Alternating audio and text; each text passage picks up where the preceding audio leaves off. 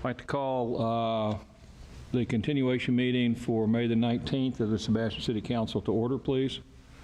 We're going to stand for a moment of silence and then pledge of allegiance, if you would.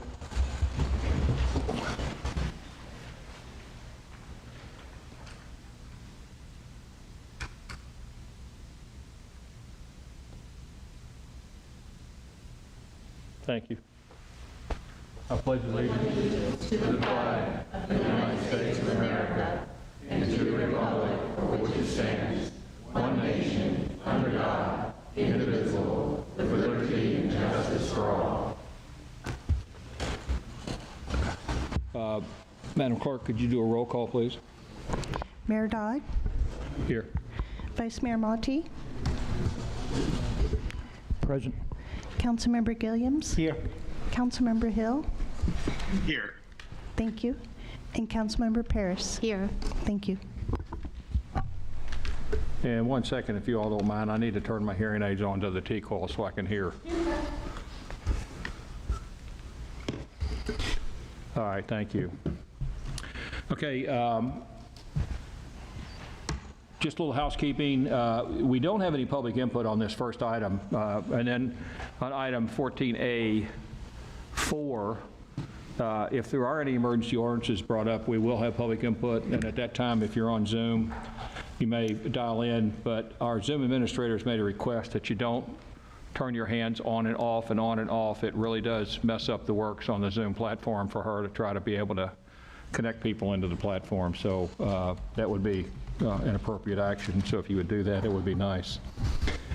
Before we kick into the item 14A3, where we left off, just to make sure we're all clear, I've asked Barbara to queue up the motion language, and so we have actually are clear on that. Would you play that now for me, please?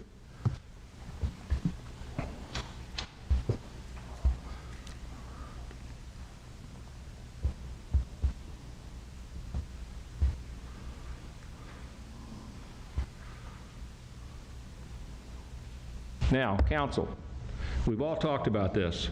One of the things that the judge said was, quite frankly, that the council can come to some decision. I believe I read this today, that if I read the details, would constitute a violation. I'm not 100% sure that we should have a vote or can, but I'm interested in anybody who wants to make a motion or wants to have a conversation. Mr. Mayor, the City Council shall determine the facts necessary as to whether there was a proper special meeting requested by Mr. Gilliams, yes, and whether it was improperly denied, yes, as a proper request for a special meeting, and an improper denial would constitute a violation of Article 2, Section 212 of the Charter. That's my motion. You make that motion. Do we have a second? I'll second it. She would. All right, we have a motion by Mr. Gilliams that there was, okay, and just to be clear, because Councilmember Gilliams read a lot of stuff in there, the motion was that there was a special meeting request and that that special meeting request was denied. Is that a correct restatement of that? Councilmember Gilliams?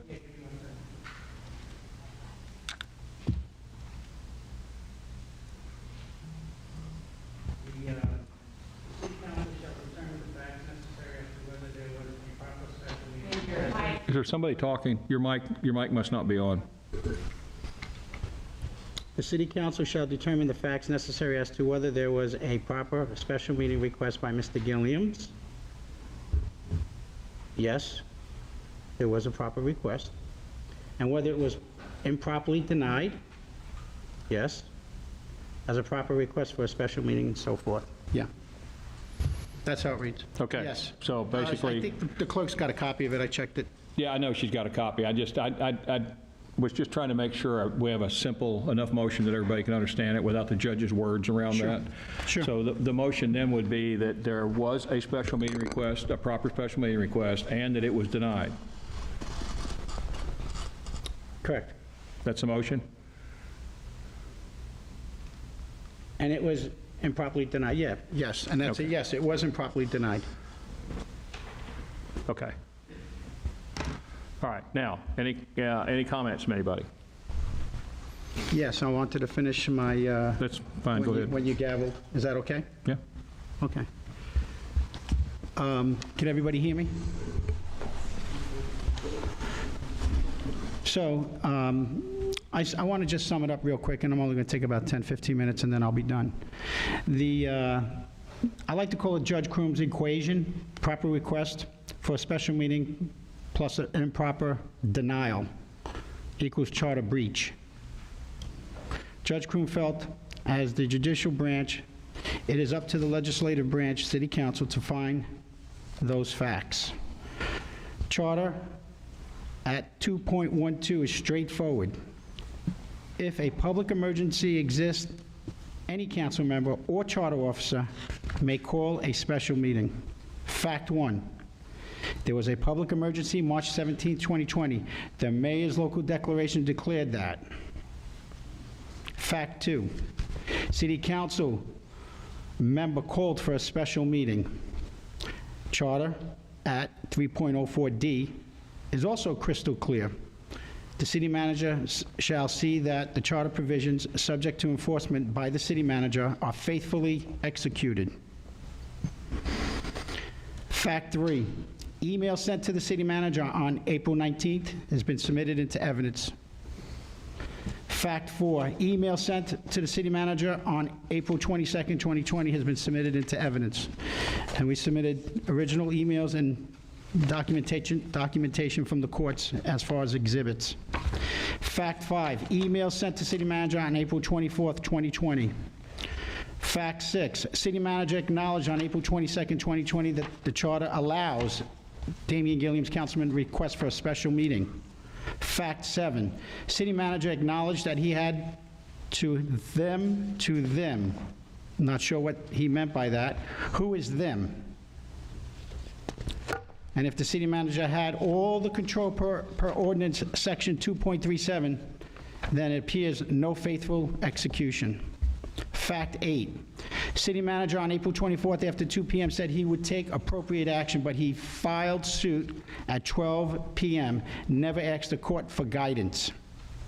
Fact 9, court had to rule to force this meeting. That's not faithful execution.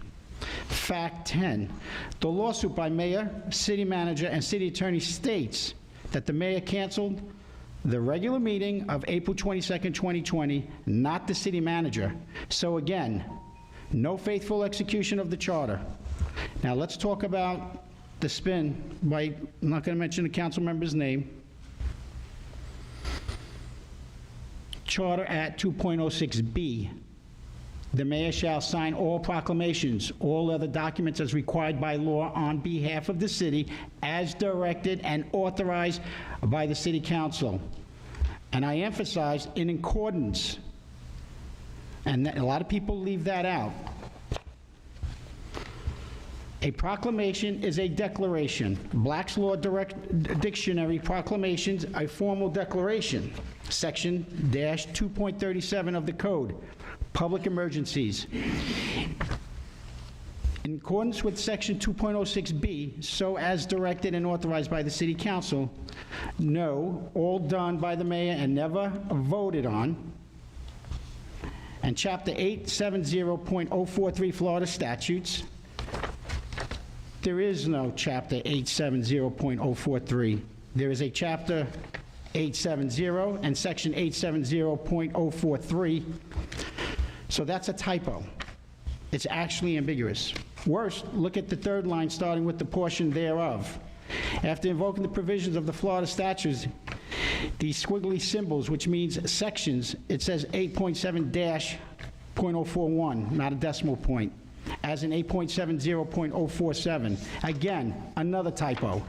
There are no typos in the charter, but it is a subordinated ordinance to the charter is a mess.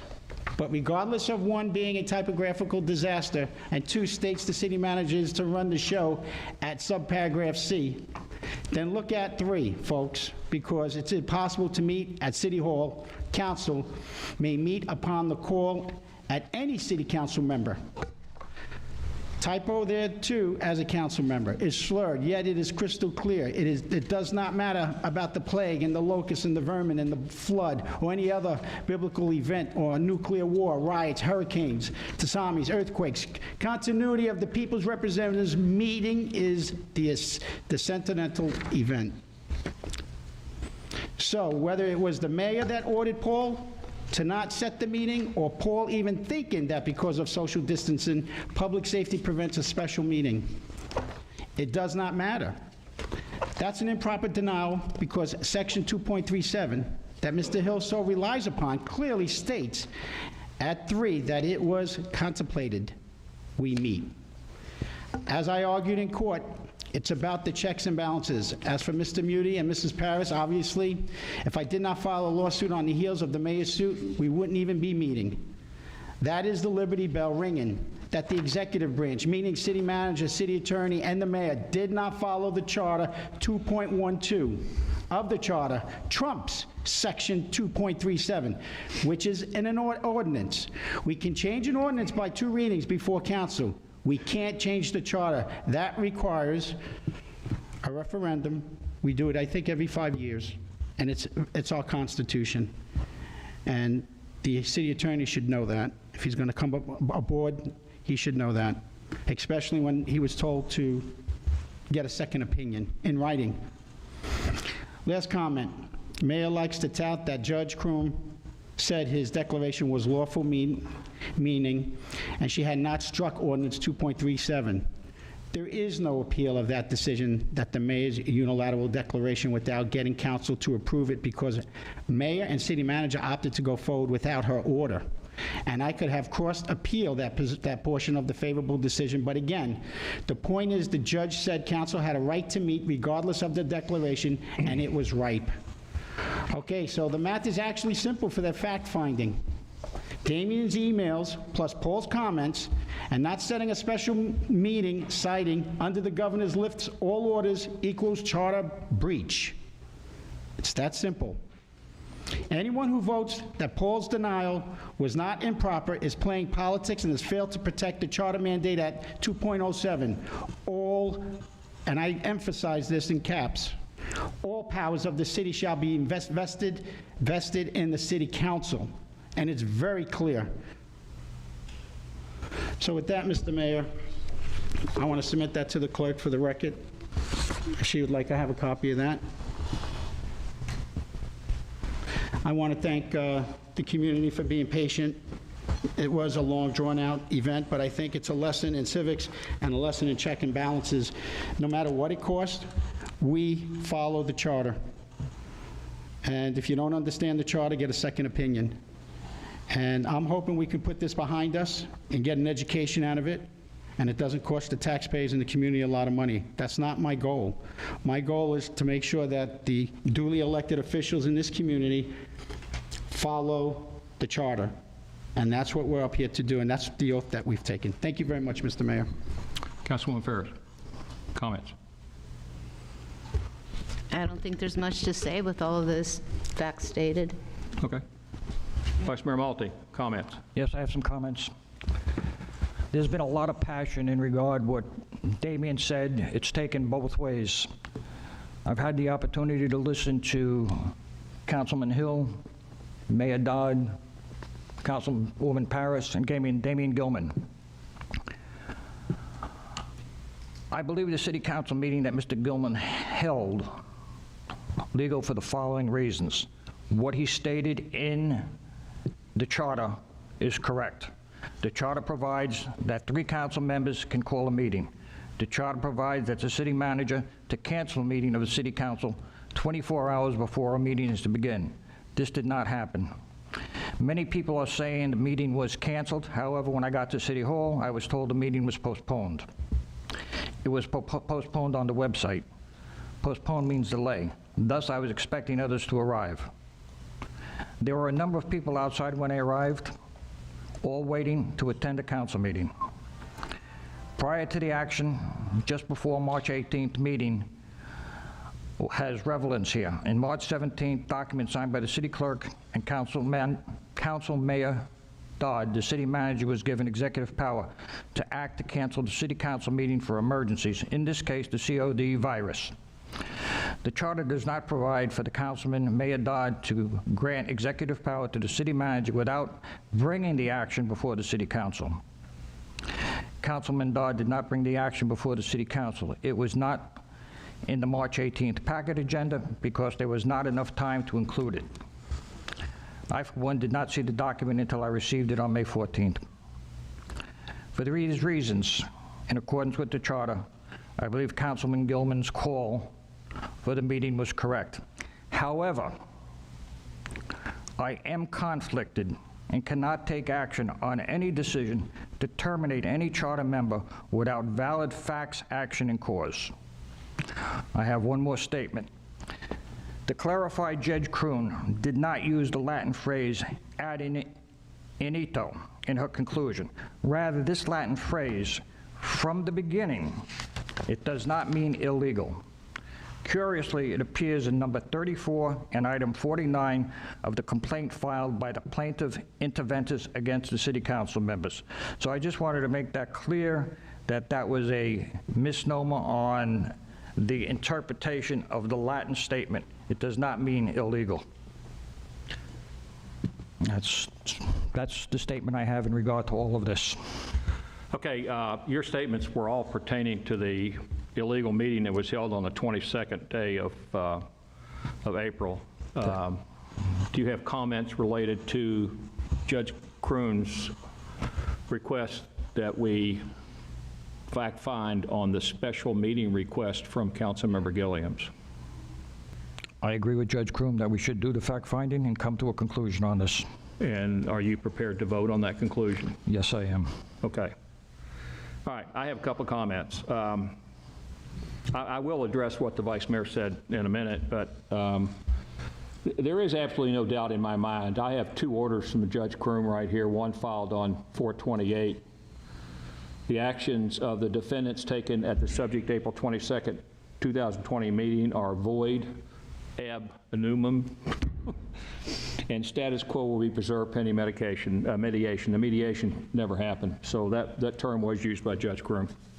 And I'll rely on someone who is more versed in Latin than I am to tell me exactly what that means at some point in time today. On the 12th of May, based on a hearing held on the 8th of May, Judge Kroon, in her first item on her list of conclusions or orders, indicated that the Code of City of Sebastian is plain and unambiguous, and it's unaltered by the current affairs, meaning COVID-19. It does allow the mayor to declare a state of emergency in times of public emergency. Therefore, the mayor's act in this regard does follow the law. The state of emergency that I signed on the 17th day of March is legal. It did not require that it be brought back to the council for votes. I apologize that when I brought it up on March the 18th, I thought the council heard what I was saying and no one registered a single complaint. Therefore, I assume that these other people sitting up here understood what I signed because no one complained. We had a 5-0 unanimous vote to modify the agenda to not do certain business on that meeting. No one complained. Very difficult for me to understand how come all of a sudden it is a complaint. The judge's order then finds that the city manager, and this is her quotes, that the city manager is the emergency management for the city under that order. City manager has emergency management authority, and in that order, item G, which has been removed as of last Thursday, the city manager had the authority to cancel meetings.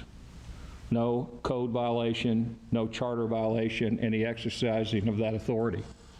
He had the authority to do that. Judge Kroon did not indicate that there was any proper indication. She asked us to have meetings.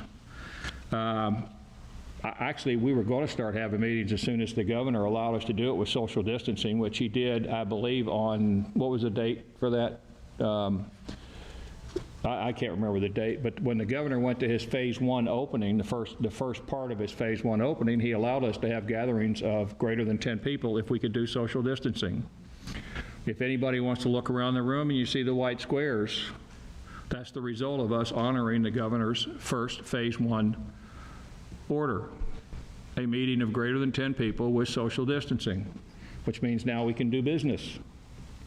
We always intended to have meetings at that point in time. Councilmember Gilliams, in his points, raises a lot of issues, and he points to a lot of issues in law that he totally misinterprets. What in reality he should be saying is that he's not getting what he wants. Therefore, he's suing us to have a special meeting to get what he wants. Because on the 22nd day of April at approximately 6 p.m. in the evening, he had an illegal meeting. I pulled in the parking lot, incidentally, because I was on my way to pick up dinner for my wife and I wondered if everybody realized that the meeting had been canceled. I was approached in the parking lot by some people, and I told them that the meeting had been canceled, and they told me no, there was a meeting getting ready to go on in City Hall, that 2 members of council were in there waiting for Pamela Ferris. I entered the building after knocking on the door many times before it was open. I informed Council Member Gilliams and Vice Mayor Malte that the meeting had been canceled. I didn't tell them it was postponed. I didn't tell them that we were waiting for other people. I told them it had been canceled. Councilmember Gilliams said, "No, it is not. I'm having my own meeting," to paraphrase what he said. And I told him I was going to call the police, and I walked out of the building, and I called the police. It's incidental and quite, I don't know, almost hilarious to me that the minute the police showed up, everybody ran out of the building like a bunch of rats deserting a ship. They canceled their meeting immediately after taking all the illegal actions that they did. They're in violation of 2 sections of the charter. They're in violation of the state sunshine law, and they're in violation of the State Open Meetings Act. And there is absolutely nothing that this council can do in the form of a vote that will take care of fixing that. Nothing. So however way the council votes tonight on this motion, there's nothing that can be done to fix that. And when we get in front of a judge, which we certainly will, because Councilmember Gilliams won't accept it until we do get in front of a judge. When we get in front of a judge, I have no doubt that that judge is going to read the law properly and is going to find that we didn't communicate very well. I have absolutely in my own mind accepted the fact that maybe we could have done better communication. I just don't know where that fell down. We didn't communicate very well, but there was no illegal action that took place. Contrary to all of the stuff that I'm hearing from Councilmember Gilliams, there was absolutely no sunshine law violation. And this matter that we're discussing right now has nothing to do, charter violation. There was no charter violation. This matter that we're talking about right now has absolutely nothing to do with the meeting that was held on the 22nd day of April. None whatsoever to do with that. Okay, those are my remarks. If anyone else has anything to say, Mayor fine. Dodd? If not, Mayor Dodd? yes. Mayor Dodd, I have some remarks. Jim Hill? Jim Hill. Oh, Jim Hill. Okay, you're on Zoom. I'm sorry. I didn't. Excuse me, point of order for a second, Mr. Mayor. Jim started the remarks, so we're going to go another whole round again now. Councilmember Gilliams, I just said anyone has anything to say. I'm not going another round on this. This is Okay. okay. You rested your case. Go ahead, Councilmember Hill. Yeah, thank you, Mayor Dodd, and I'm going to be very brief, and I hope everyone can hear me very well. Quite frankly, the only relevance of the meeting that took place on the 21st is that the charter officers were fired at that meeting, and so that's the only relevance to the order that the judge has given us here. The judge has asked us if Mr. Gilliams had requested a meeting properly, and whether that meeting was improperly improperly denied, which would be in violation of the charter. That's what we're being asked to talk about on this. The meeting itself is not part of that.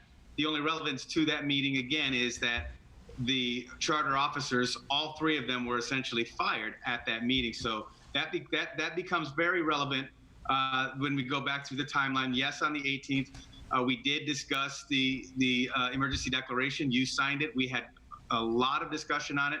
We actually discussed the potential for the cancellation of the regularly scheduled meeting that was to be held on the 22nd. That meeting subsequently was canceled by the city manager through his rightful position as the city manager under the declaration. The only valid request for a meeting by Mr. Gilliam was on the 23rd, which is the day after they fired all the city employees. Now that could be construed as valid, but I don't see it that way because our employees were in flux, didn't know whether they had jobs. You know, it was a terrible, terrible day for the city of Sebastian and the employees. And so they were there trying to figure out what to do, whether or not they even had jobs. So to expect that an email request would be valid, I think is quite frankly ludicrous. The next request was honored. We had the meeting on Thursday. I don't believe that there was ever a valid request from Mr. Gilliam's denied or meeting canceled after a valid request from Mr. Gilliam. Just quite frankly, that's simple. Those are the facts that matter. You can go off on the blatherland all you want, but the fact of the matter is the only request that was potentially valid was made on the 23rd. That request was to employees who were fired the day before. So once everything was figured out, whether or not the employees had jobs, and it was figured out that they did have jobs because there was an order by the judge that that meeting was, let's just say, null and void. I'm not going to get into the legalities of it. That'll come later.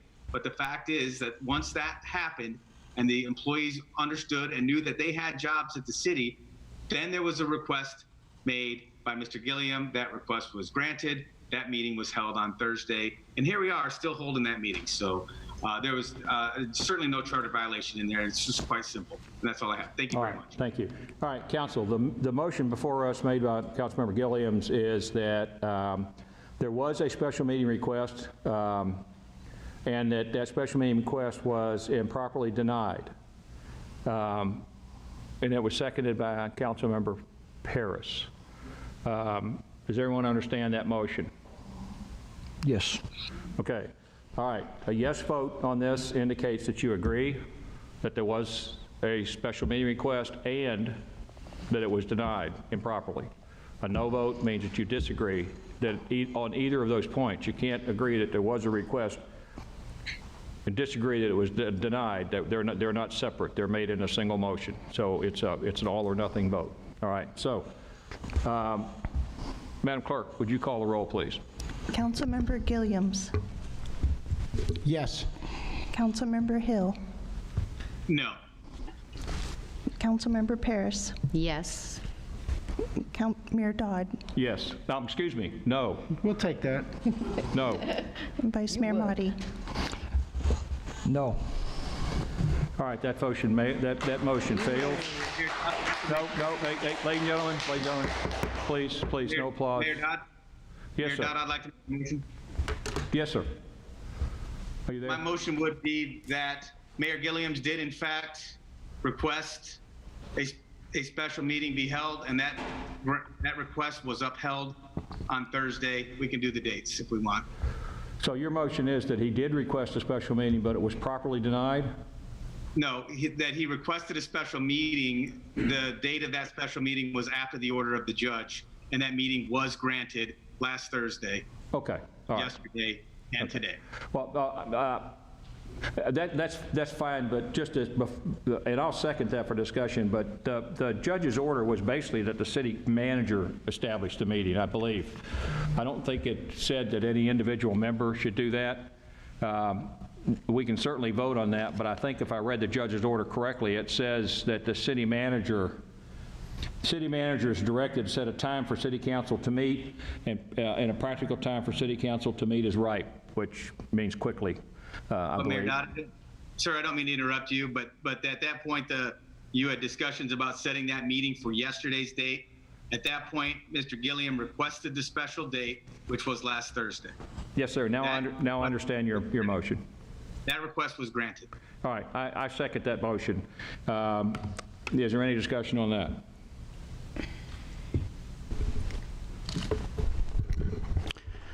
Only that I also excuse me, requested, Excuse me, let's let her go first. Ladies first, sure. Yeah. Go ahead. only that I also requested a special meeting, and the city manager's reply was he was waiting on the judge's papers, and that was the last I heard. Yeah, he hadn't received, I know he had not received the order from the judge telling him exactly what he had to do, because she specified items to be on the meeting, and he needed the order from the judge to make sure he had the items on the meeting. So that was why, I'm pretty sure that's why he did request you, because I actually discussed with him about the same thing, and without receiving her written order, he didn't know what, I mean, if you look at her order, there's 4 items that she wanted on the meeting, and he didn't know what those were until the order came through. So now, Mr. Gilliams.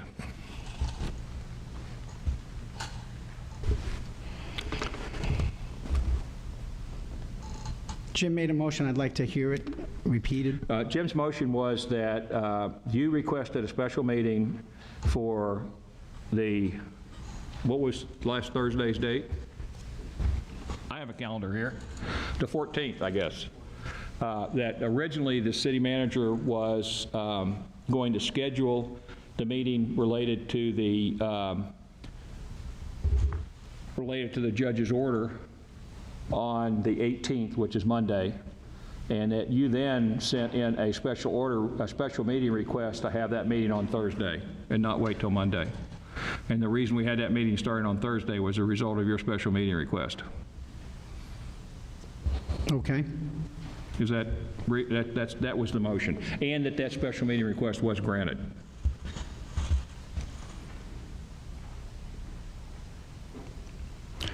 I just think that you're laying a foundation here for complete violation of the charter, and each one of the council members here are putting themselves in jeopardy in the future for when they call for a special meeting. And I just want to make sure that that's very clear. I'm going to wait to hear what the other council members have to say, but you can look forward to an appeal on this, that I can tell you. Yeah, I know threats of legal action are becoming very commonplace from you, so thank you.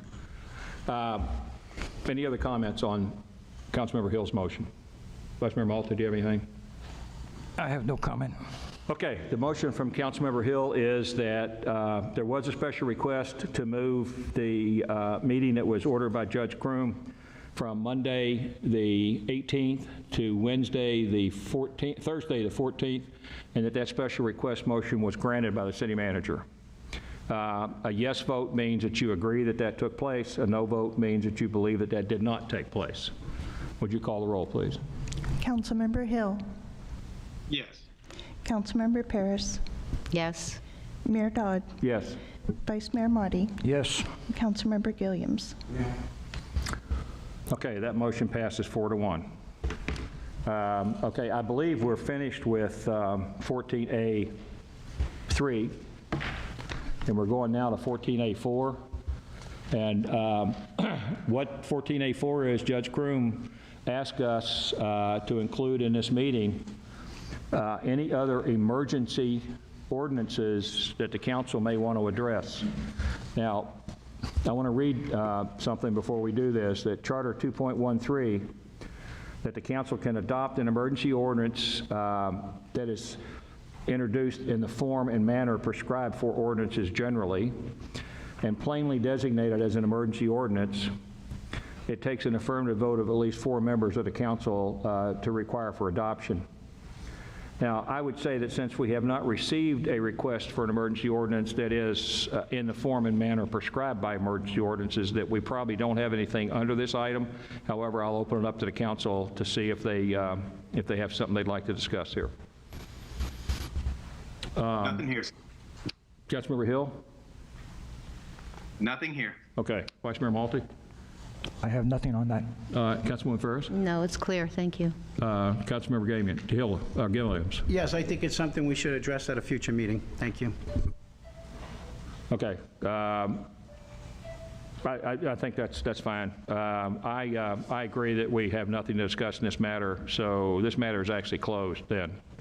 We're going to go on to council member matters. I want to address the public on this and make a couple of statements if I can. There is no public input under council member matters.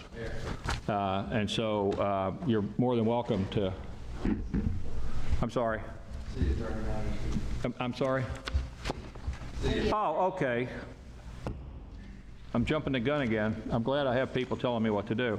The city attorney matters are next. Thank you, Mr. Mayor, council members, Mr. Vice Mayor. Just a couple comments from the other day's meeting. I just want to preserve the record. I know that council member Gilliam proffered a lot of information. I assume he made that all available to the clerk. I'm also going to hopefully ask council member Hill, whatever he prepared, just to give it to the clerk, as well as those prepared statements that they have. That way she can have it for the record. Just want to make sure that that takes place. And as well as the video, because I know that council member Hill used specifically from 6:12 and 14 seconds through 6:17 and 42 seconds, and council member Gilliam used the whole video, so make sure that's all part of the record as well. So I want to make sure that's preserved. I was prepared to go into 237, but I thought you made a good point. I don't want to continue beating the dead horse on that issue. I do want to make the public aware that on the golf course issue that was raised by council member Gilliam yesterday about whether it should be closed or legal or not. If people are interested, I know I gave my opinion back in those days to the members of the council on a specific question that was issued to me by Councilwoman Parrish. So I did have a written opinion, and I will make it a part of the record, pretty much what I, at that point in time, dealing with the golf course. I was not asked about the pickleball, nor did I even know what the pickleball was during that time. I'd never heard of pickleball. The fourth comment I want to make, if I can,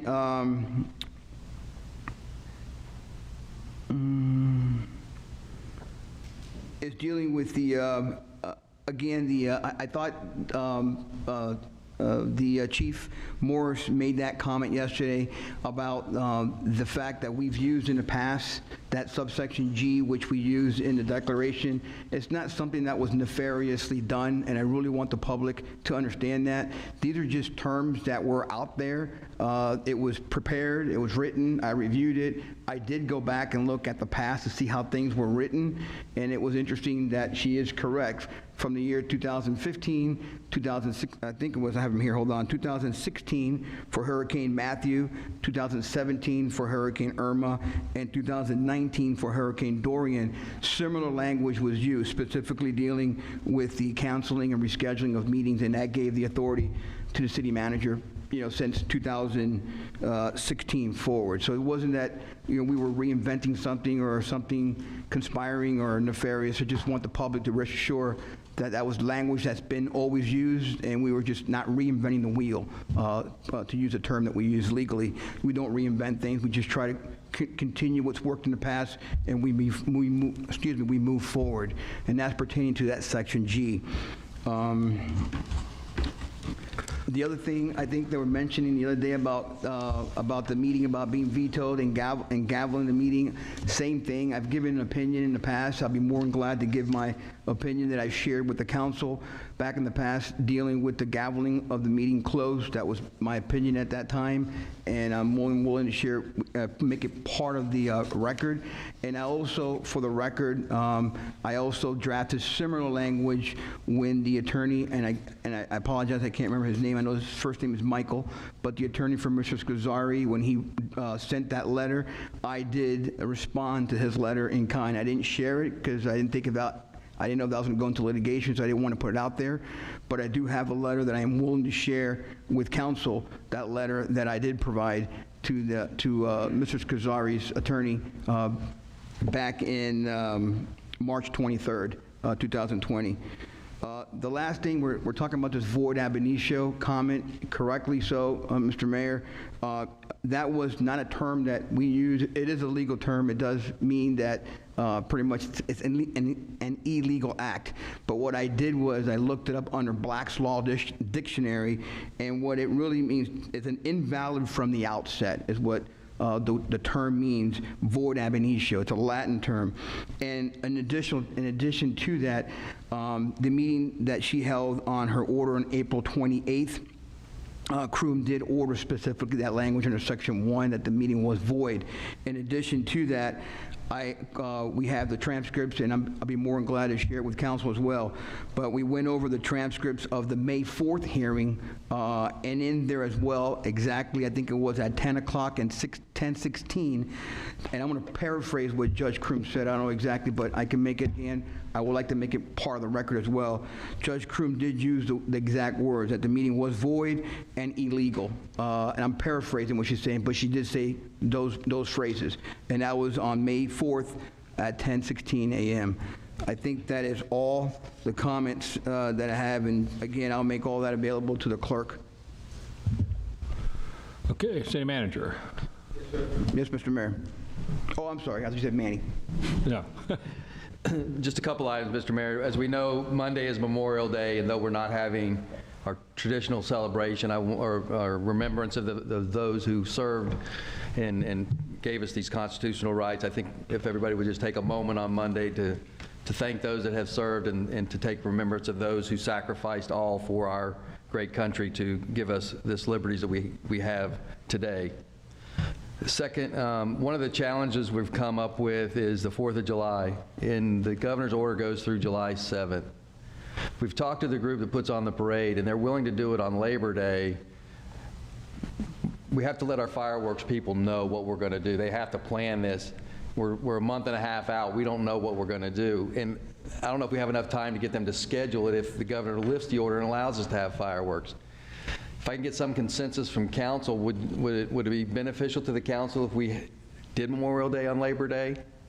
Is that something council would consider? You mean the 4th of July? 4th of July on Labor Day, our parade and our fireworks and that. I mean, the group's willing to do it. I just need direction from council because we have to let the fireworks company know. Right. Or we have to move everything to next year. Anybody have any comments? I think that'd be great. I think it's an outstanding idea. I mean, the 4th of July is one of the finest celebrations we have in this city. It's one of the things that makes Sebastian so great. And if there's an opportunity or a possibility that we can have it at a different date, then by all means, I think we should do that. I would sure hate to lose the 4th of July celebration. Certainly we won't lose the 4th of July, but what a wonderful day that is in Sebastian. And, we've lost a lot in Sebastian. So I think that would be a wonderful celebration to have. Anyone else? Yes, I think it's important to celebrate Independence Day, absolutely.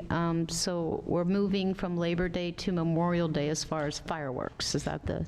From the 4th of July. Yeah, to the Saturday Or, excuse before, me, the 4th of Saturday July. before Labor Day. I'm sorry, I misspoke. I had Memorial Day on my mind. I apologize. So it'd be moving from the 4th of July to the Saturday before Labor Day. Better than not having them, in my opinion, yes. Councilmember Gilliams? I'd like to do it, Vice Mayor Malte? my concerns are the virus. There's a reconvergence of it. I know very important to citizens and to the veterans, but I would like to say that we should proceed with caution on this. Yes, sir. And look at social distancing and protect ourselves. But if the council wants to go forward with this, I have no problem with that. I just want everybody to be aware and keep in mind that I can't hear Is you. your mic on, sir? yes, it is. Can you hear me now? Yes, I can, yes. All right. Yeah. Can you hear me, Jim? Yeah. Like I said, my concern is the virus. There is a reconvergence of it with large groups of people. All I'm saying is we should be careful, keep social distancing in mind. I have no problem with going forth with the event, but keep in mind the social distancing. Okay, so you're okay with moving it? I'm okay with moving it. All right, thank you. Councilmember Gilliams?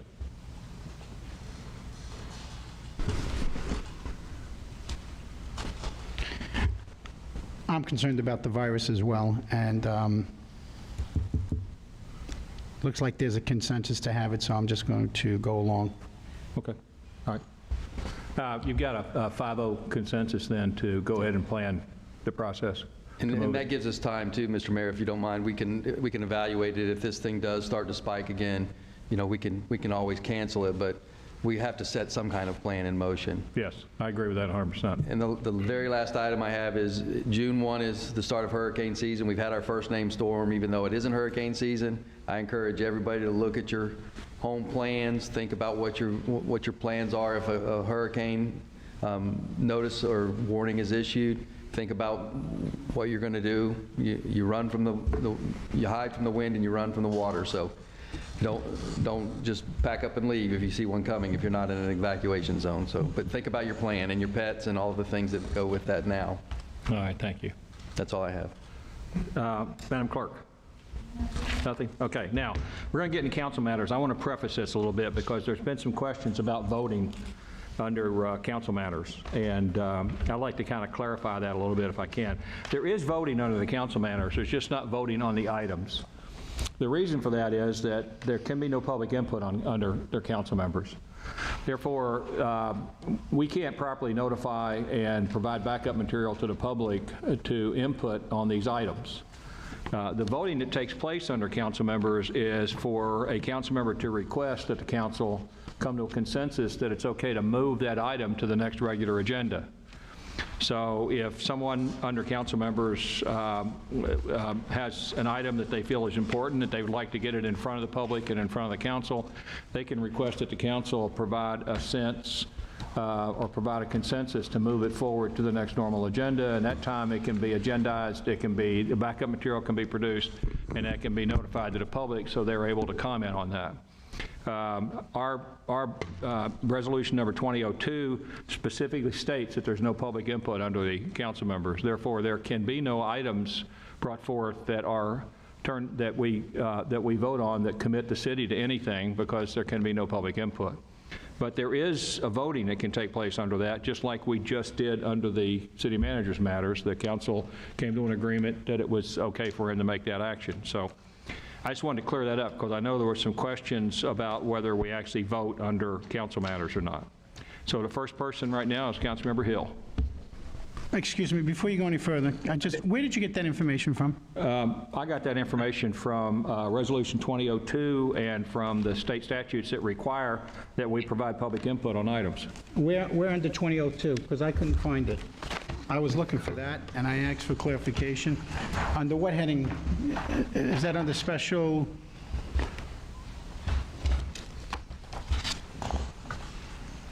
Public input, this is Section 8, Item A1. Public input is allowed under consent agenda, public hearings, unfinished business, new business, and public input. Public input is not allowed under the headings of proclamations, awards, brief announcements, except for individuals giving them. Committee reports, appointments, rewards, city council matters, and city council or charter officer matters. Public input is not allowed at that point in You're time. talking under Section B, Section 8C? It's under section, it's on Section 3. Oh, excuse me. Section 4A, where permitted on council meeting agendas. Regular meetings, public input is allowed under consent agenda, so forth, It excludes public input on council matters. So you're suggesting that it's got to be moved to new business? Is that what you're telling me? What I'm telling you is that you can make a recommendation. And get a at consensus? your point in time, you can ask for a consensus to move it to the next regular meeting. And put it under new business? Well, you can make a recommendation to move it, and if it's something that we have not dealt with, it would go under new business. If it's something we have dealt with, it would go under old business. Okay. City manager is responsible also under this resolution for building the agenda. Thank you for the clarification. So, Councilmember Hill, do you have any matters? Why, I certainly do. Thank you very much, Mayor Dodd. I appreciate your running of this meeting. I did have a citizen's request for the agenda for the meeting. It's actually a public information request for the agenda for the meeting that was held April 22nd, 2020, as well as the minutes of that meeting and any communication how the meeting was held. Now, that's the request that was given to me. So any of the officials that were there, if they can work on that, I would appreciate that. Next, I would like to just say thank you very much, Ed Dodd. You have done an outstanding job of ushering us through this last meeting, the longest meeting, I think, in the history of the city of Sebastian. But with one of the shortest agendas. Isn't that interesting? But I do appreciate you your candor and your skills, and I appreciate everything you do for the city of Sebastian. I know you truly care about this community, and that it's very hard to do what you do, and you make it look easy, but we all know that you're doing a heck of a job for us, so I very much appreciate you for that. I'd also like to thank City Manager Paul Carlisle, City Attorney Manny Anand, and our City Clerk, Jeanette Williams. Now, Jeanette Williams is going to be a 20-year employee this year in the Sebastian, I believe. These individuals deserve respect. They have gotten to a position in their careers where they deserve nothing but respect. I fully respect them very much. I apologize to you three for much of the disrespect that you've been shown over the last several months. I promise you this will come to an end. Please stay strong. You guys are doing a heck of a job for the city of Sebastian, and the citizens recognize that, and you know, we very much appreciate that, and how you get through this without leaving is shocking to me, but you've done a heck of a job, and I'm very proud to know all of you, and very lucky to have you as the manager, the attorney, and the clerk for the city of Sebastian. Next, I'd like to say we've received a tremendous amount of emails from the public, and you know, you guys get it, because sometimes sitting up here, it's like, what are we doing? Why in the world would I put up with this stuff? I've got an amazing family. I've got a great career in business, and you know, I've got all of these great things in my life. I live in the best damn city in the world to me. You know, we've got an amazing waterfront, outstanding fishing, wonderful churches, great restaurants. The community is just wonderful. Our parks are outstanding, and you know, why bother with all of this? But then it's because of that, you know, and it's because of all of the stuff that we have out there. And, you know, but then I think to myself, and after receiving all of the letters and emails of, you know, hang in there, we're watching, and you know, it's like sometimes I'm almost brought to tears, but it makes it worth it, you know. So you guys get it, you know, your words matter to us. I'm not belly aching. I'm honored to be a city council member, and man, I don't take it lightly. I don't take it for granted, but the thousands of emails that I've received thanking me for staying the course, for trying to keep things on track, you know, I appreciate it. Those things matter, and it shows me that, you know, all of the nice things, the restaurants and the wonderful riverfront district that we have, and the great fishing, and all of the things that we have, they pale in comparison to the amazing citizenry we have here.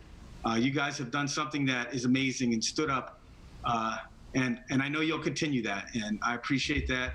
I'm very lucky to be on the city council, and I'm very lucky to be in Sebastian, and thank you all, the citizens, for all your kind words.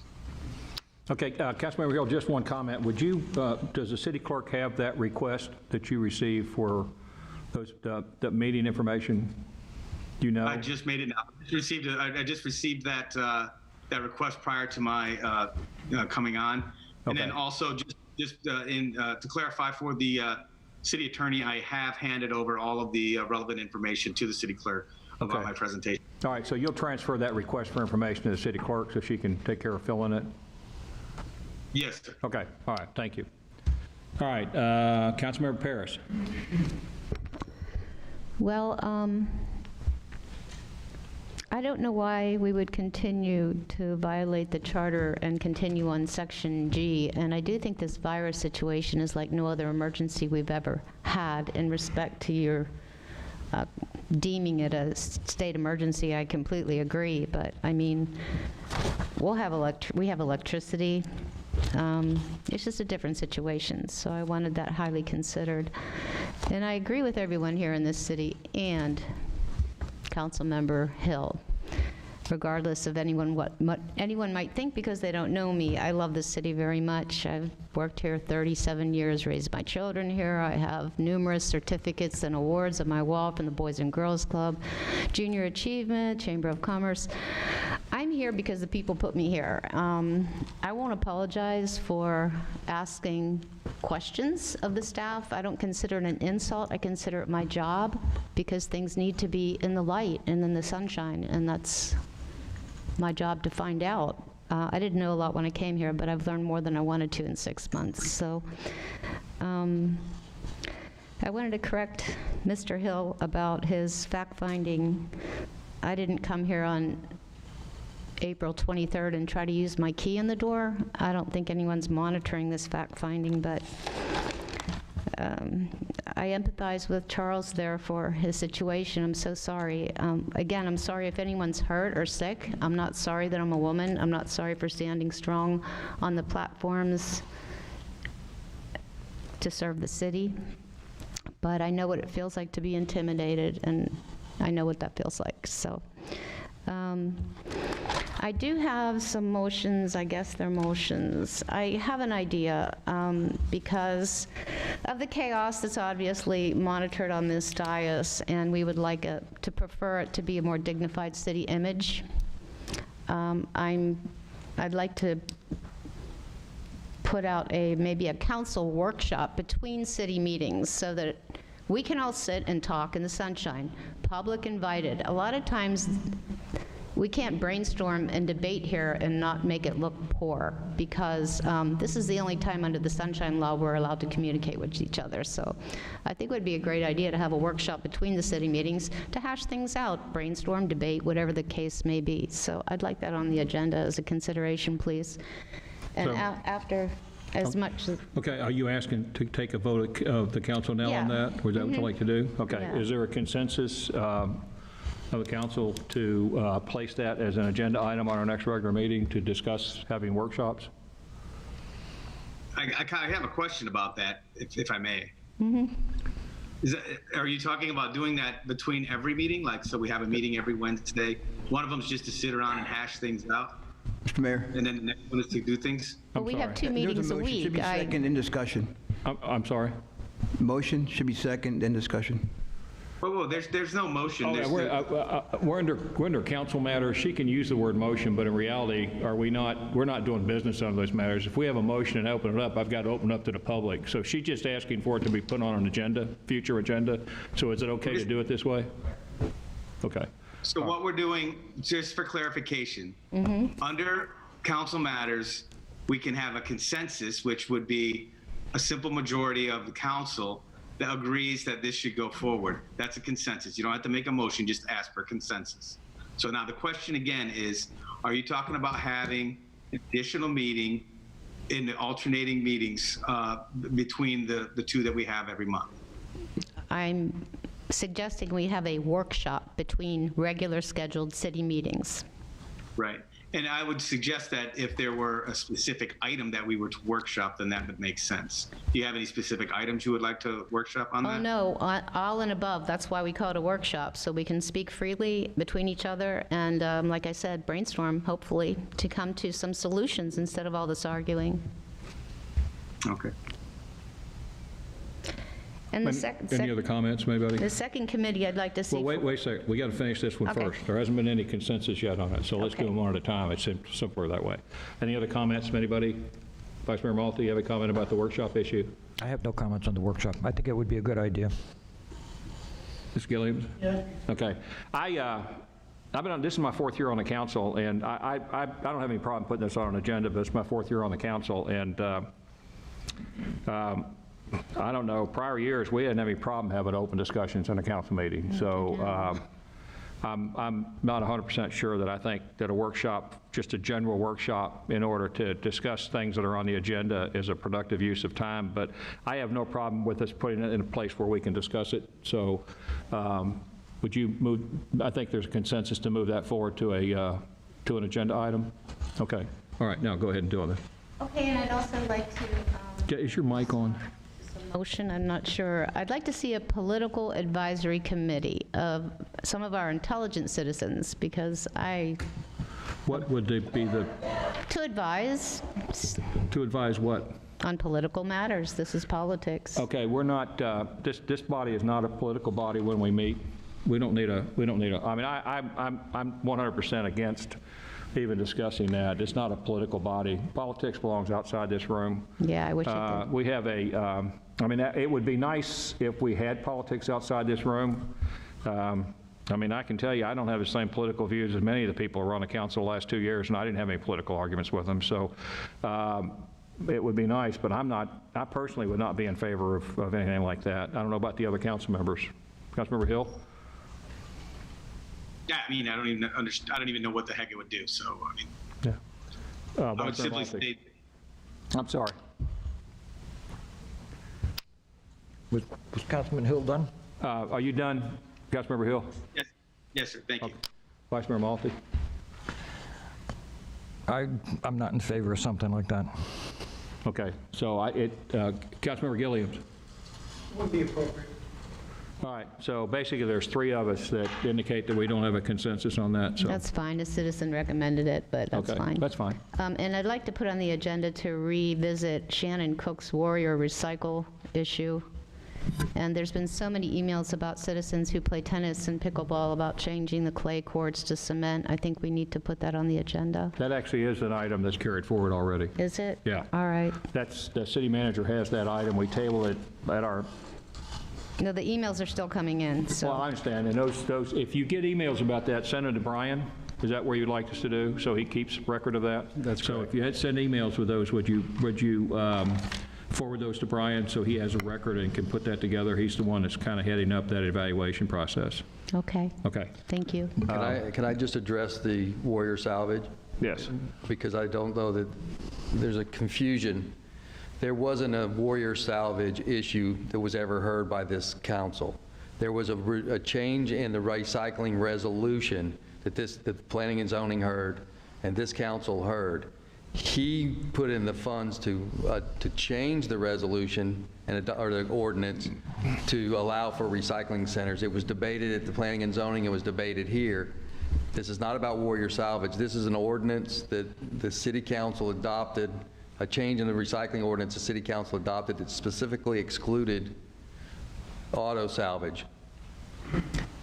He's not agreeing with that.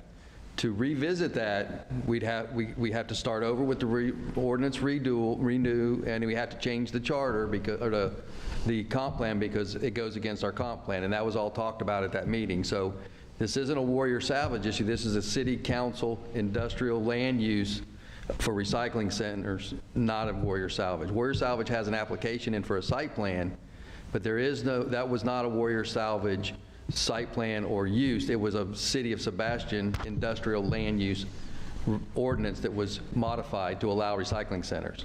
Isn't it in the county, not in the city? It's in the city. In the city. So we can't hear Warrior Salvage. If council wants to put on the agenda to discuss another modification to the recycling ordinance and what we would have to do to change the charter, which we're working on a charter now as well, that can be heard. Not the charter, the comp plan. Comp plan, sorry. I don't know why charter's in my mind. But the thing is we need to make sure that this is about a recycling use in the industrial lands, not Warrior Salvage. Well, I think we can determine that if we address it. So, well, you would like us to reconsider that, Modification of the comp plan. or the modification of the ordinance, right? Okay? Well, let's make sure everybody has a consensus on that. Councilmember Gilliams?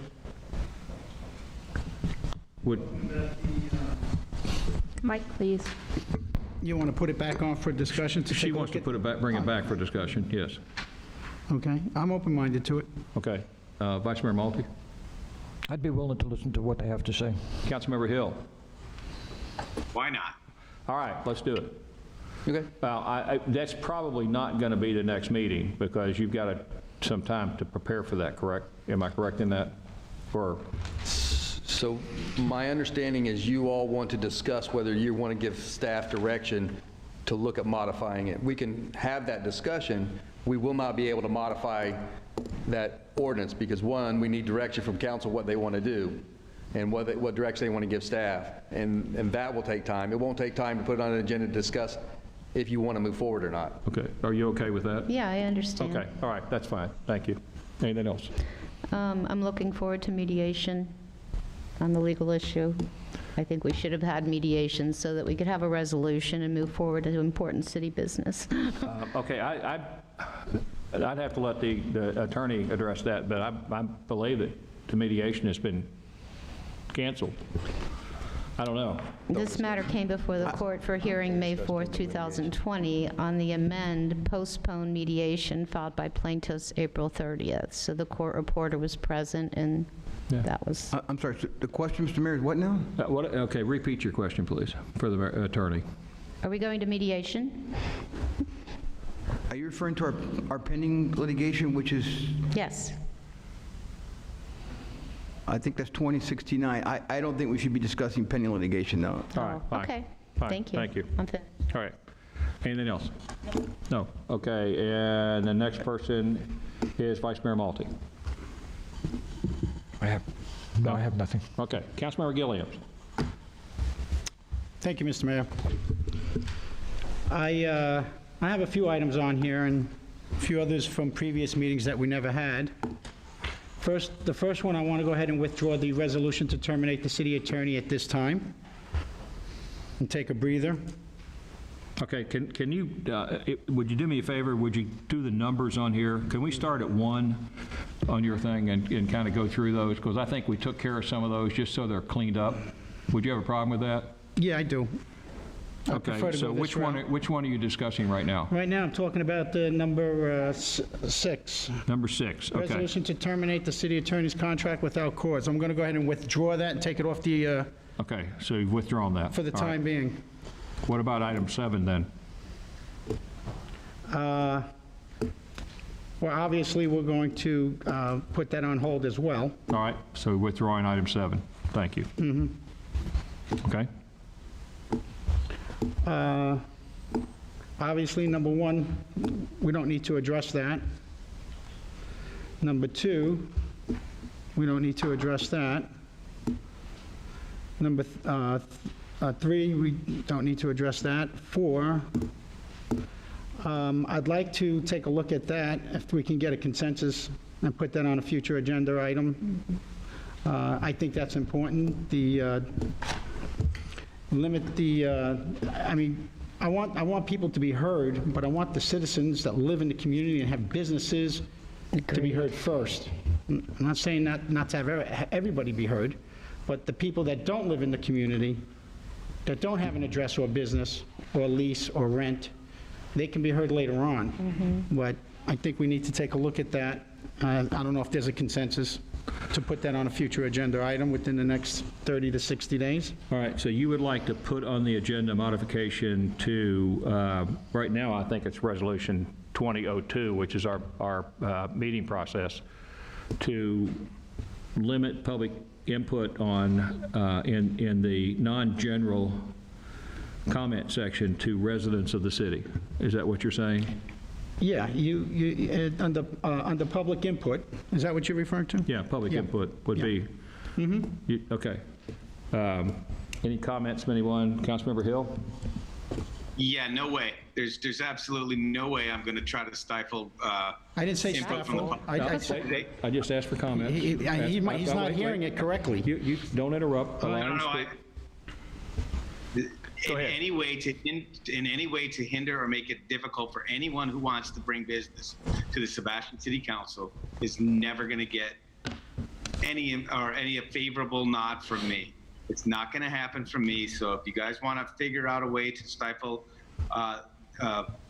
input from anyone, that's, and quite frankly, laughable considering if you go back several months, I believe it was in October when much of the debate over let's just talk about the debate over the annexation. Many of those individuals were non-citizens, and we certainly allowed them to come up during public input or anything for that matter. So I think that any attempt to stifle, which it would be, reduce, make it more difficult, any of that public input, I think is ridiculous, especially coming from someone who used to just love that public input. All right. Thank you. Are you done? Thank you, sir. Vice Mayor Malte, what's your comments? I've got no comments on this. Okay, so are you ready to I have a have a comment. position on whether it should or should not be carried forward? I don't know, can I express myself again? Because it's No, obviously, I'm just asking for the... no, but I want to make sure he understands what I'm saying, because Listen, obviously okay, Councilman Hill didn't. For the good of the order, sir, I'm going to manage this meeting. Go ahead. Well, All right? I don't feel we should limit anybody's ability to talk. All right, thank you. That's what I was looking for. May I make a comment? Yes, I'm going to bring it to you. Yeah. Go ahead. Okay, I think it was Mr. Hill last night that was anxious to get the meeting moving on, and I agree, we need some important city business to get to, but I ran on a platform, we managed to move public input to the front of the meeting because it's that important. But being that we have so many continuous and kind of redundant comments, perhaps we should open the city building a whole hour early just for public input. That way we could get our city business taken care of. How do you feel about that, Jen? Okay, I agree with Councilmember Hill and Vice Mayor Malte. I don't think that we should consider anything that stifles input on resolutions or other items. It's not just public input. There are a lot of people who are not residents of this city but own businesses here. Quite frankly, I get emails all the time from people in places like Vero Lake Estates and Little Hollywood and other areas that think they're citizens of Sebastian, and for us to tell them that they don't have any input on matters of legislation that we might deal with, I think is, it almost sounds like self-serving for a council that wants to not hear from the people. So I'm not in support of placing this on the agenda, and it sounds like now we have 3 people who are not, so I don't think it carries forward. That's fine, but just one more time, I was not stifling anybody from speaking. I was prioritizing the citizens and the business. That's fine. You've made your point, and the vote's been done. Well, thank you. Okay. Do you have another item that you'd like to bring up under your matters? Yes.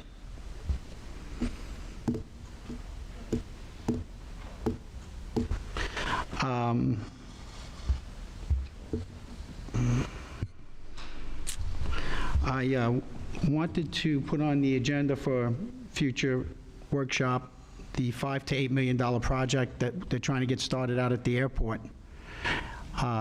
Before they pull the trigger on that, is there a consensus for that? I think that's already agendized for us to discuss, or it will be. I mean, we did not hear that at all. Well, it gets pulled on, it gets pulled off, it gets pulled on, I it mean, gets pulled off. well, there's a ton of stuff that because of all the. Well, yeah, Mr. Mayor, what I want to do is pull it from the old business part and bring it back to a workshop. Okay, I want to bring it backwards. Here's the thing. There was a valid RFP process. There were valid presentations by 7 companies, I believe it was. There was a selection committee. They picked 3 companies. Those 3 companies made a presentation to the city council. I know you weren't on it at the time, but there were councils before that. And the city council, based on that presentation, picked a bidder for a design-build project. Now, I will tell you that I have some experience in this, and design-build is a very standard process for doing these type projects. It actually, if it's done with a good company, is cheaper to do these. I'm not saying that at this point in time financially that we can afford to pull the trigger on construction out there. And I don't know what, from a discussion point of view, we might decide about going through this design phase, which I believe is about $500,000, so that we have construction-ready design. I'm just guessing at the money. We can correct that. But so we have a construction-ready design at the point in time where we can pull the trigger on that. And one of the reasons is that I don't think our financial staff has had an opportunity, working in conjunction with the other people in the county and state who have to provide them this information, to determine what the overall impact of this COVID-19 issue has had on our finances yet. But I don't think that we need to workshop the process. We need to just make a decision as to whether we go or don't go on it. Well, I know what you're trying to do. You want to question whether the council did their job correctly in 2019, and I'm not in support of questioning that because I was on the council and I believe we did our job correctly in 2019. Any other comments? Again, I don't think a question's a bad thing. I wasn't here when that was, so could we just present it so the public knows it's a lot of money? Well, the problem is that do we go back? Well, just a second, Councilmember Hill. I'll recognize you in a second. Okay. Are we to go back and pull every meeting agenda from 2018 and 2019 and reconsider everything from 2018 and 2019? I think not. I think it's ridiculous. There was a valid process that we went through on that. I don't have any issue whatsoever when the matter that the city manager put on our agenda, which we haven't brought forward yet, is discussed. I don't have any questions whatsoever at that time with presenting information about the process. It's just that I don't think that we need to reworkshop that. I don't think that we need to reconsider that. Councilmember Hill. Yeah, just for everyone's clarification on this one, there's not an $8 million whatever project with the trigger being pulled out there. We're merely in the design phase of this project. We have no idea how much it's going to cost. This council, or whichever council sitting at the time we see this, will have all the time in the world to talk about whether or not they like the project, want to go forward with the project, want to move the building or not. We'll have all the authority to scuttle the business and say, we don't like this business, or this company rather, we're going to go with a different company. We have all of that still ahead of us. There's been no trigger pulled to start the construction on an $8 million project. So the public should be aware that that's not underway. All we're doing right now is starting the design phase of it. And this council will have the opportunity to workshop it maybe when it comes to us. But just to throw it on there to discuss whether or not it was appropriately brought is kind of ludicrous. So, I mean, just for the public's clarification, we are not pulling the trigger on any project out there. We're just in the design phase of this project that's, by the way, been a project that the city's been working on for about 2 decades. You know, Mr. Mayor, I thought I was under my matters, and I got cut off. I didn't even get a chance to You asked for a workshop, and so what you're asking for is a consensus from council, so I'm trying to get consensus from council. Well, yeah, but everybody's selling their point of view to try to get a consensus, but I haven't had a chance to sell my point of view because you keep interrupting. Councilmember Hill is a no. How's that? Okay, Vice Mayor Malte, what's your position? Well, but before he makes a no, I'd like to maybe convince him that we need to take a look at it. And that's my point. My point is this. I developed engineering plans for site plans and for architectural plans, and for $460,000 for a building out there, it's excessive. And I think you got 3 new people on this council. I suggest we pull back. Under the circumstances, we have a virus going through the community, sales tax are going to drop, fuel tax are going to drop. There's going to be a lot of things that, it's a whole different ballgame. I'm not interested in pushing a $5 to $8 million project because I was told it's $5 million, then it's going to expand to $8 million, and I've seen this movie before. Just right here, this building we're in started out at 7.5. It was the same thing, and got up to 12.5 million. I say we take a step back. There's 3 new people up here. I want to take a look at it. If I can't get Charles or Pam or somebody to come along for the ride, then that's the process. Obviously, I lose. But I feel that $460,000, and by the way, I did look at the tape, and you had the presentation. There were two different contractors bidding on 2 different projects, and why are we getting a contractor from the West Coast and not using somebody local where we should be creating jobs here? I have my intuition. I'm not going to get into that. I'd like to talk about that at the workshop. There's your political committee. So once again, it's, excuse me. I did have a chance to speak to all the contractors that were at that presentation, and I did take a look at it, and that raises concern. That's why I want to put it on a workshop and take another look at it, because I think that $460,000 for just drawings for a site plan and a building is excessive, and I think that can be done under $200,000. I think personally, there's $250,000 in additional funds that don't need to go out the door. That's my opinion. Okay. And if I don't have a chance to prove that and have a workshop, what's the hurry? Okay, have you finished?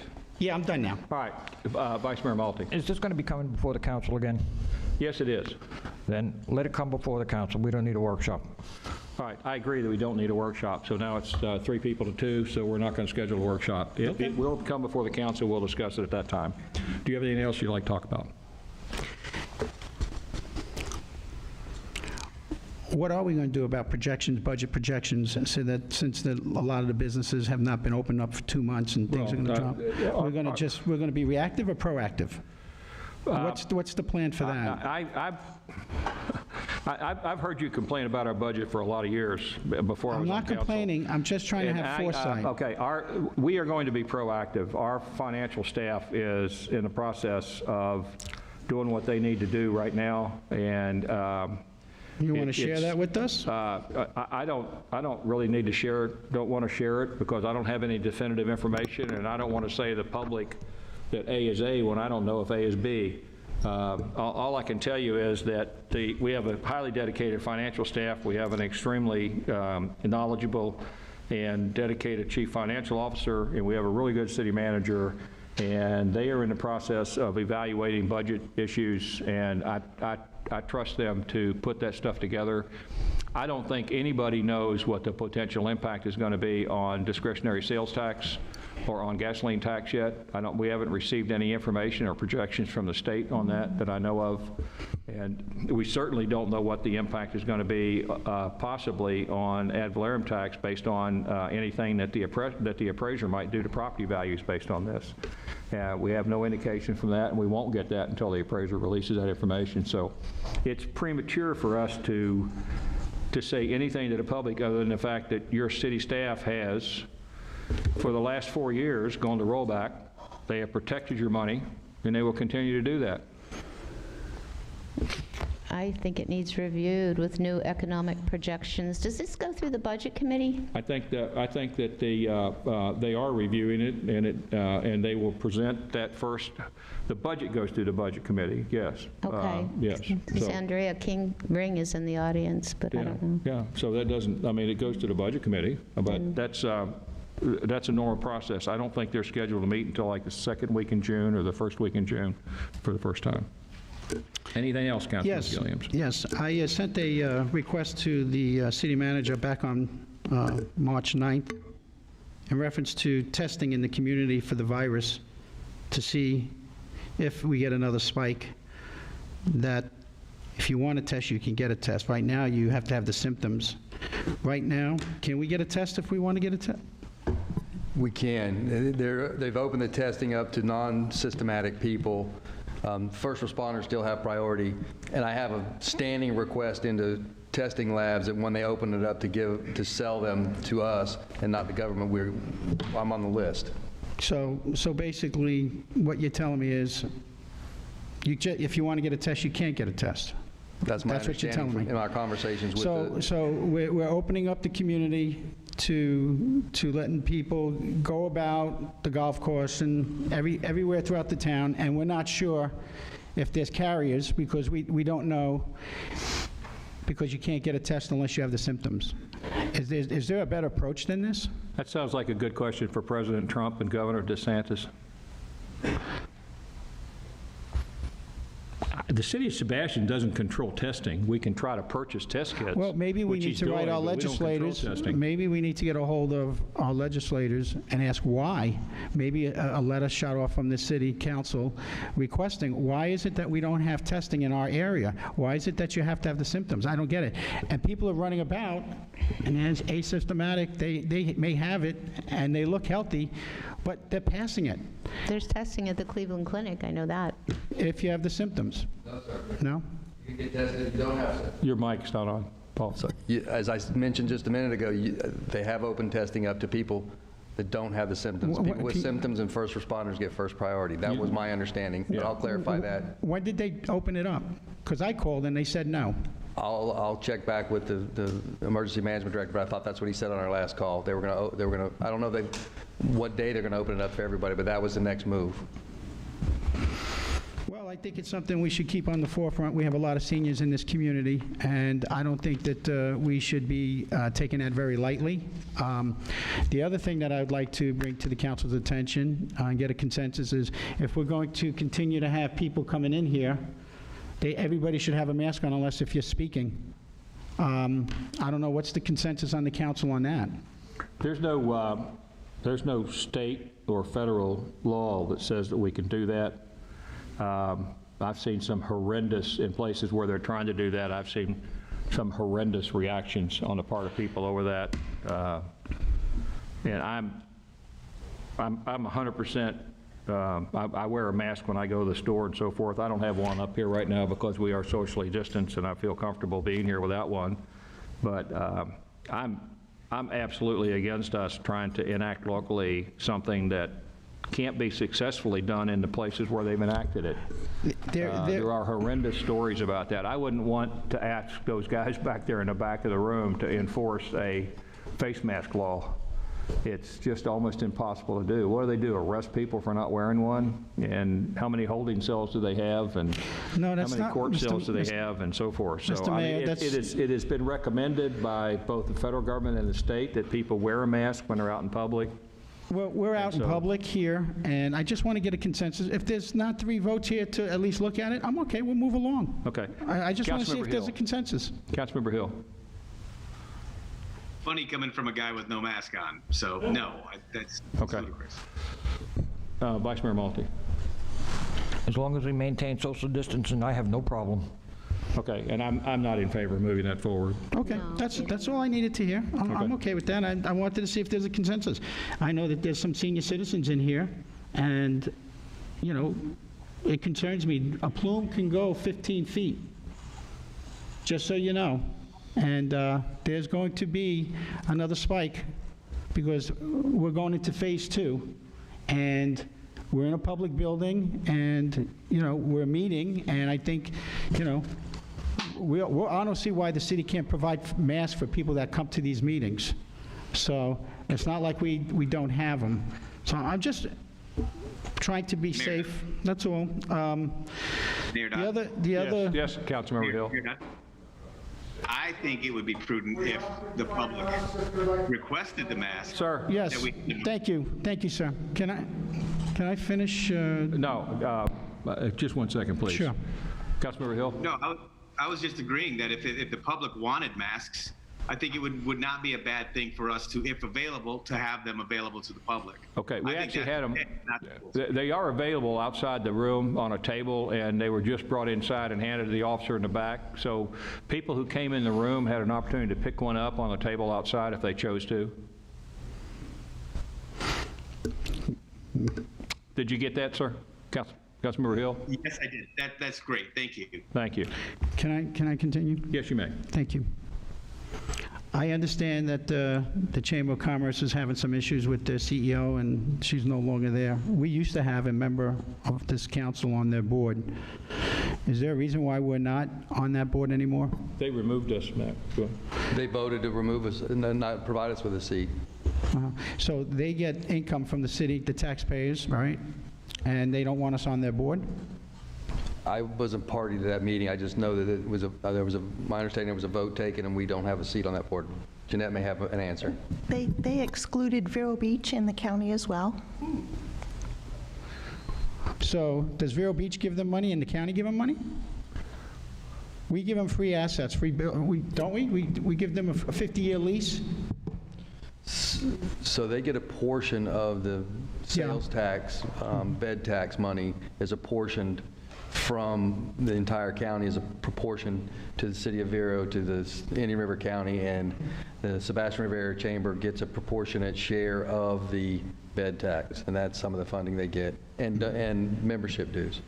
But I'm not going to speak to their charter or their charge. That's all I can address at this point. Mr. Mayor, my concern is there's a lot of mom and pop businesses in this community, and now that we don't have communications with the chamber, that's a concern of mine. I'd like to be able to have the CEO or the chairman of their board come in front of us, give us an up-to-date as to how they're doing. There are businesses that are going to be closing, and you're going to see a lot of vacancies in this town. And I think we need to be proactive. I think that there are families that have been here a while and can't ride the timing on this. The big banks are only giving money to the big guys because bigger commissions. I spoke to some of the businesses, the little businesses, they're having a hard time getting the PPP money. And they're week to week, month to month. They're not up at 50%. They're at 50%. Not a lot of them are at 100%. I think that it's something we should address. I don't know if there's a consensus on this council to put it on for a future meeting very quickly. They do pay occupational taxes into this community. They pay sales tax into this community. The occupational money has been accumulating in the building department for quite a while. They moved it now over to the general fund. I'm open-minded to figuring out to some of those businesses, if they did not get any money from the federal government in any way, and they're willing to maybe sign something to that effect, what can we do to keep them in business and keep the jobs here in this community? I'm just throwing that out for discussion to see if there's any consensus from this board here, and if they want to take a look at that. Okay, Councilwoman Ferris. I've always been active with chambers. I have all these Ambassador of the Year awards. I think that we should be engaged with them, and they're a huge part of our local business economy, definitely. I don't know how to go about it, but I'm happy to serve on the board if that's open. Vice Mayor Malte. I'd like to hear more about what the chamber is doing for us and why we're not getting any input from them. Councilmember Hill. Yeah, the chamber is available to any single council member. I mean, I have never once gone down to the chamber and had a discussion with the executive director, no matter who it was, that wasn't willing to discuss what the chamber's doing and talk about some of the chamber issues and projects that are going on. They have every right to not have the city of Sebastian on their board. I am not in opposition to having or asking or requesting that someone from the chamber come and give us an update on some of the events and some of the things that are going on. I'm not in opposition to that at all, but I certainly wouldn't be in favor of demanding or placing them on an agenda. Certainly, they don't have to do that, but I wouldn't be opposed again to just saying, hey, you guys want to come in and give us an update? Because every time we've done that, they've gladly given us an update. Okay, and I agree with what Councilmember Hill said. I don't have any issue with asking for an update, but given their current issues they're going through, I think we should do that as an invitation. Let the city manager invite them to come do a presentation and not set a time, but allow them to kind of pick a time and let them do that. I have no problem with that. I think we should make it a priority and get it on the next regular meeting. Well, I don't think if we can, if should they're set it. willing to make themselves available. All right, I'm going to be opposed, and I'll ask the other council members. I'm going to be opposed to us dictating a time frame with them. They are going through some situations right now. I have no idea what it is. I know they just made a dramatic move, and I would be opposed us dictating a time frame to them. I wouldn't be opposed to us inviting them to come talk and have the city manager have a conversation with them about that. Does anybody else have any issues about trying to force a date? Mr. Mayor, I did speak to the temporary CEO that's covering, and he said a lot of their businesses, the mom and pops, some of them are really hurting. So I think if we make the invitation to them and collaborate with them as quickly as possible, I think they'd be happy to come in here. Okay, so you're negotiating for the council, I guess, but, okay, let's No, just I was reaching out to them, sir. That's fine. To see how they're Do doing. you have a problem with doing that, with making an invitation? Okay, so we'll make an invitation. Why do you have to make the sly remarks, sir? Why can't we just be professional? What's your next item? Okay? What's your next item? You're supposed to be a leader. Act like it. Well, you're not acting like it. I don't care for your slide remarks, Mr. Mayor. This is why you're not going to get my confidence. Councilmember Gilliams, I don't care for your snide remarks either, so. Let me proceed. Let's move forward. Gentlemen, can I interject here? Excuse me? Gentlemen, can I interject here? Yes, you may. Let's have some civility here. That's what we're supposed to be. Okay. On both your parts. Yes, Enough. Go. Let's start acting like gentlemen. go. What's your next item?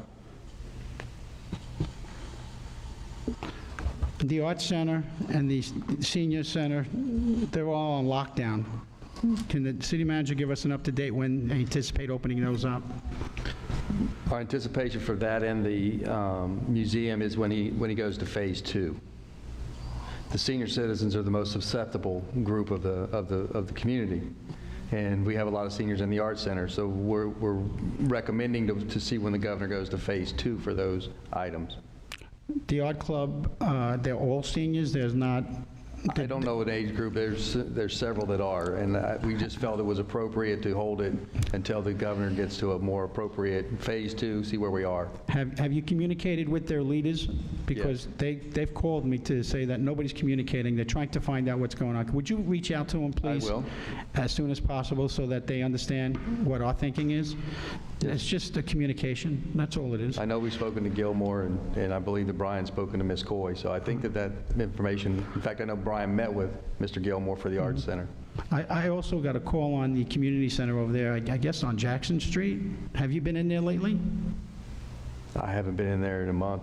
Okay, I understand that it's despicable as far as cleanliness, so you may want to send your team down there just to double check and confirm it. It could be just hearsay, I don't know, it's just a report to me, and I think that if people want to use that community center, and I think we have one of our staff members down there, I'm sure that she probably would report it, but it was reported to me. Okay, And we'll I look just into want to it. bring it Thank to your attention. I appreciate that. We'll look into it. So that, because the virus is a concern, and we do want cleanliness as a priority. Upcoming hurricane season is right around the corner. And if we do get a spike, we're going to have a conflict with shelters, and that can be an issue. Has anybody given that any thought, Mr. Mayor? Do you want to wait for the hurricane to come through and then see how we want to handle that and just be reactive? Shelter definition is done by the county emergency management staff, correct? I can address it? Yes. So I had a conversation with Chief Stone specifically about that with hurricane season coming up. Typically, when hurricanes come, they open up shelters in phases. As the storm approaches, they'll open up priority shelters, and they're going to now open up all the shelters at one time so they can social distance.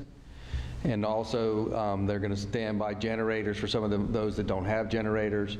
And I also reached out to him if there's anything we as the city can do.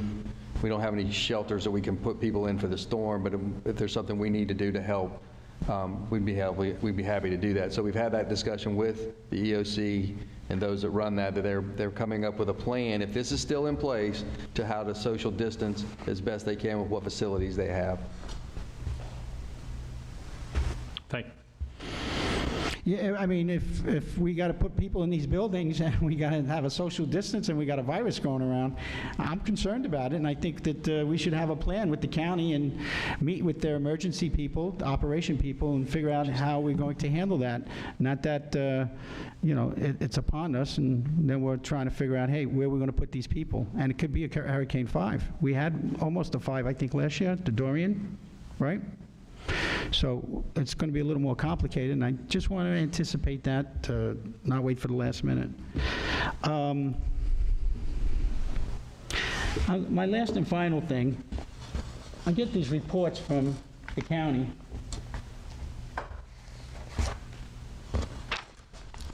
It's called the Indian River County Emergency Operations Center Situation Report. And on the top it says, official use only. And I wanted to share this with everybody in the community because on the report, the current status of Indian River County, confirmed cases of the virus, male, female, the deaths, hospitalization, average age, medium age. It's got all the zip codes on it. It's got all the current status, confirmed cases, the deaths, the hospitalized. It's got notes. I mean, it's got a lot of pertinent information. Why are we not putting this out to the public? Maybe Mr. City Manager can help me out with that. I don't want to violate the law and put it out and... That's from the Emergency Operations Center. That's their protocol. They set that protocol, and we're obligated to follow their protocol. They put out a situation report that contains most of the same information that does go out to the public from the Health Department and the CDC. It has much of the same information. That's their protocol, and under our mutual aid, we follow their protocol. I also understand that the Health Department is not telling us how many deaths there are in this community. Is that true? I don't believe that's true. Okay. Okay. Well, I think that the community should know about it, and I think that we should petition the Indian River County Emergency Operations Center, being that it's our county as well, We pay taxes into that. I think this is valuable information to this community, and I think it should be shared. I don't see what the big secret is. I don't think we have anything to hide. So maybe with a consensus of this board, we can direct the city manager to take a look into that and see if we can get that changed. I think it's valuable information, but I don't want to violate their protocol, that's for sure. So, Vice Mayor Malte, what do you think about releasing the official use-only report? I'm sorry, your mic's not on. Yeah. Only if we have the agreement with the county to do that. Can we direct our staff to look into it? Yes, we can. You can direct the staff to look into it, and whatever the emergency management people say, that's what we're going to have to go with. Okay. Mayor Don, Yes. it's my understanding that anyone who wants that can sign up with the county, with the EOC to receive those. I think there's a way that the public gets those, and if I'm not mistaken, it's through just signing up through the emergency services at the county. Oh, okay, so then it's not a problem. We'll just make a bunch of copies and we'll put them in the lobby. That's not accurate. There's another report that's available to the county. This is not. And if I can interject, when Councilmember Gilliams brought this up to my attention almost a month ago, I asked the chief if we could, how we could put it out, and he goes, "If you want to put it out, I'll just stop sending it to you." And he laughed, but he said, "It's not for public dissemination." Right. So I asked the question. Okay, so does that change your discussion, Vice Mayor Malte? So the information that we see in the TC Palm is just as adequate as this information that we're getting, correct? I can't answer that. I don't read the TC Palms reports, but I can. The CDC report is a public version of this same document that doesn't have some of the information that they don't want disseminated to the public. And I don't know what all that is, but you have to compare them side by side. Okay. If we want to take the time and contact them, I have no problem with that. Okay, thank you. Okay, I think the contact's already been made, so I would say no. Councilmember Hill? I agree with you. Okay. Councilwoman Ferris? I see no trouble in Paul inquiring. So. Okay. And neither do I, so that's a consensus. Go and do the inquiry. No worries. There's a consensus to I'll take care of it. inquire. I'll report back to you. Thank you. Okay. I think that's all I have for tonight, Mr. Mayor. Okay. Now it's my turn. First, I don't know exactly how to say this, but I want to apologize to the citizens of Sebastian for this, what is it now, 10-hour meeting to discuss these items. I think we've gone a lot of circles and we've had a lot of stuff said that that really wasn't germane to the discussion that we needed to have. I just want everybody in Sebastian to understand that all the actions that have been taken by myself, the city manager, and city clerk were taken to protect the city. They all were taken as a result of the meeting at 6 o'clock on the April 22nd.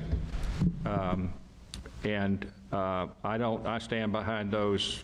I want the residents to know that our objective here is to protect the staff and the city in this process. And I still stand ready to support the citizens of the city and to support our staff fully in what has to take place. And I have no doubt that we're going to have more of these issues. But like COVID-19, this too shall end. Like a hurricane, this too shall end. And there will be a time, probably in the more foreseeable future than we all know right now, that we might be able to slide back to a little bit of normalcy here. And I want to kind of say that that's my objective, is to work towards that. If no one has anything to say for the good of the order, I will close the agenda. I just want to, I forgot to thank Jeanette Williams. She is so amazing. I couldn't have made it this far without her. She's helpful, unbiased, and just unconditionally helpful, and does her job great. I hope we can Thank you. we can All right, appreciate her. so anyone else, anything for the good of the order? If not, we're adjourned.